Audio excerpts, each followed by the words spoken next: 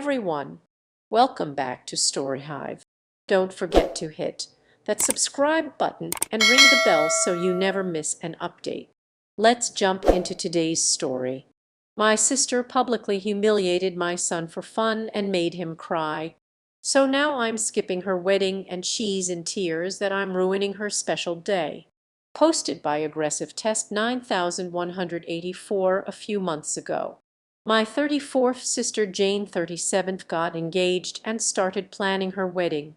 We were always close growing up.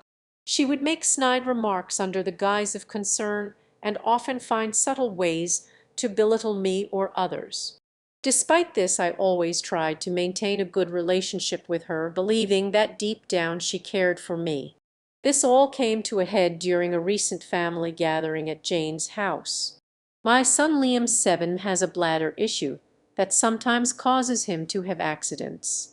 We've been working with doctors and trying our best to manage it, but it's a sensitive topic for him. During the gathering, Liam had an accident.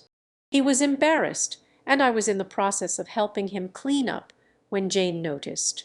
Instead of being understanding or discreet, Jane loudly pointed it out in front of everyone. She said things like, "At his age, this is unacceptable and disgusting." She even went as far as to say that Liam should be ashamed of himself and criticized me for not getting him under control. Her comments made Liam burst into tears, and I quickly took him home to comfort him. As I was gathering our things to leave, Jane came over, still clearly upset. She had the nerve to ask me why I was leaving. I looked at her, trying to keep my voice calm for Liam's sake, and quietly said, "Jane, I think it's best if we go home. Liam is very upset right now."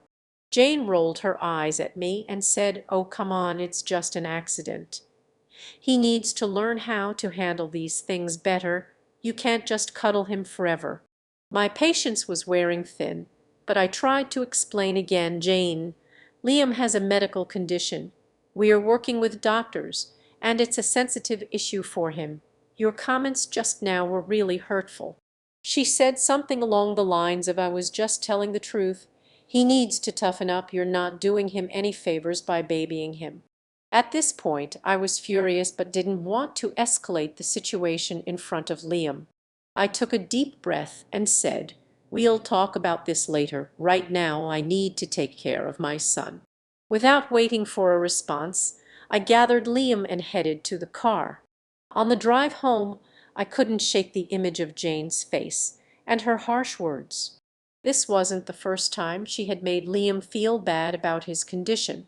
Each time I had hoped she would understand and show some empathy, but it seemed like she was only getting worse.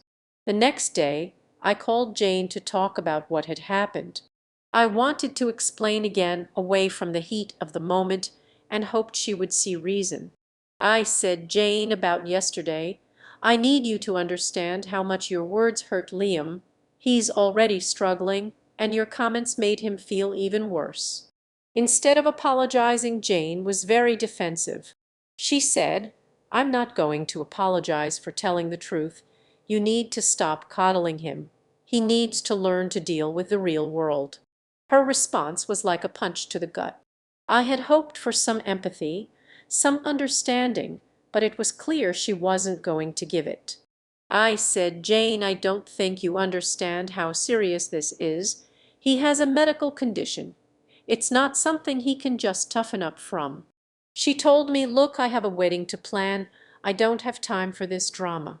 When Jane's wedding invitations went out, I received one, but I felt conflicted. On one hand, she's my sister, and it's a significant event in her life. On the other hand, I couldn't forget how she humiliated my son and her refusal to apologize. After much thought, I decided to decline the invitation.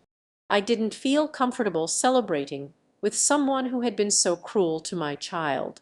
When Jane found out, she accused me of trying to ruin her special day and called me petty and overdramatic. Some family members sided with her, saying I should let it go for the sake of family peace, while others understood my decision and supported me. This wasn't the first time Jane had done something like this. She has a history of making hurtful comments about Liam's condition and generally lacks sensitivity when it comes to his medical issues. Each time I've tried to address it calmly, hoping she would eventually understand and be more considerate. Unfortunately, she never changes, and her behavior continues to hurt my son. Jane has been blowing up my phone, including other family members. I don't want to cause family drama, but I also feel strongly about standing up for my son. Am I wrong for refusing to go to my sister's wedding after she publicly humiliated my son? Update 1. Hi all. First, I wanted to say thank you for all the love going to my son. It truly means the world. I also wanted to address some things. The reason I bring Liam to these gatherings is because he loves his cousins and enjoys spending time with family. Liam doesn't like wearing pull-ups or diapers of any form. That is why I haven't necessarily been using them. Now, to further update, I've talked to Liam about what happened. I told him that it wasn't his fault at all, and that Aunt Jane was being very rude and inconsiderate. I told him that he's an amazing boy, and to never let anybody say otherwise. My son was very happy to hear this. He told me that what Jane had said to him hurt his feelings a lot, and I completely understood. I asked him if he wanted to continue to go to these family events, and he said no. I fully supported his decision. My son comes first, and the comments have helped me realize that I've let Jane walk all over me, with a fear of causing a tear in the family. Now I'm going to have little to no contact with Jane. I'll send her the occasional holiday message, but that's it. I cannot be around someone who hurts my son. I felt as if I had failed as a mom, and the comments have truly opened my eyes. So thank you all. As for the people in my family who support my sister, I have blocked them all. I refuse to allow people who agree with her mentality to be involved in my son's life. I love my son with all my heart, and I would do anything for that little guy. I think I should have put a stop to it sooner, and I regret not doing that. However, I know that I can be a better mom, and that's exactly what I'm going to do. I messaged the family that was contacting me in a mass group chat and told them that we would no longer be coming to any family events. If they wanted to see my son, they would have to come individually, or the event would have to be hosted by me. I also told them that my sister's behavior needs to be fixed because that was the reason our family is being torn apart. My mother is on my side and fully supports my decision.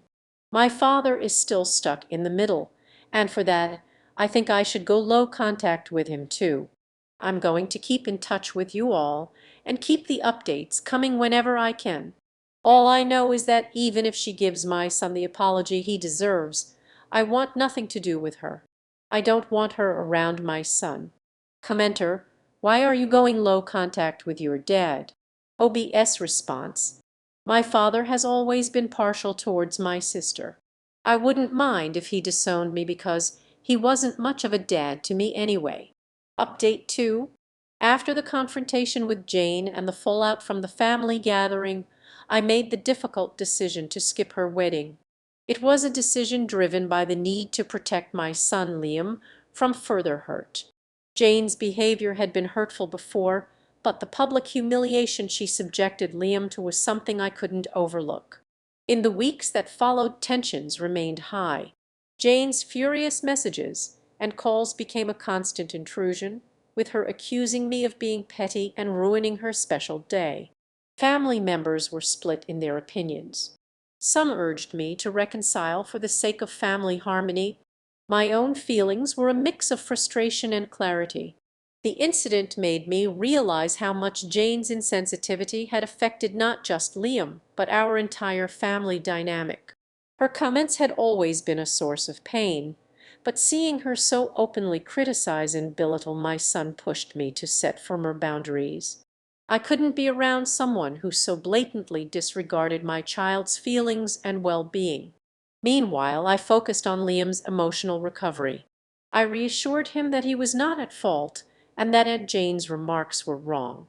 I made sure he knew how much he was loved and valued, and together we decided that family events would no longer be a comfortable or enjoyable experience for him. It was a tough decision, but ultimately his comfort and happiness had to come first.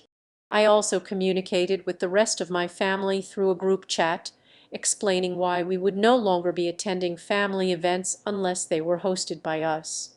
I made it clear that the real issue was Jane's behavior and how it had impacted our family, not just my absence from her wedding. While my mother stood by my side, my father remained neutral, which further complicated things. His tendency to favor Jane over me had always been a sore point, and now it felt like another wound that needed healing. As for Jane, even if she were to apologize, my feelings remained unchanged. The damage to our relationship was profound, and I found that I could not simply return to the way things were before. I decided to keep my distance, limiting contact to occasional holiday messages and focusing on rebuilding a positive environment for Liam. Navigating these family dynamics was draining, but I knew it was necessary.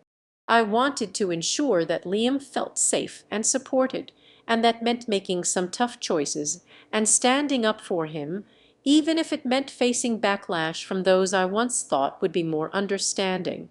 The journey ahead would be one of maintaining these new boundaries and continuing to support my son in a way that prioritized his well-being above all else. Thanks for tuning in to today's Reddit story. If you enjoyed it, please give this video a thumbs up and share it with your friends. And if you haven't already, make sure to hit that subscribe button and ring the bell so you never miss out on more amazing stories. See you next time.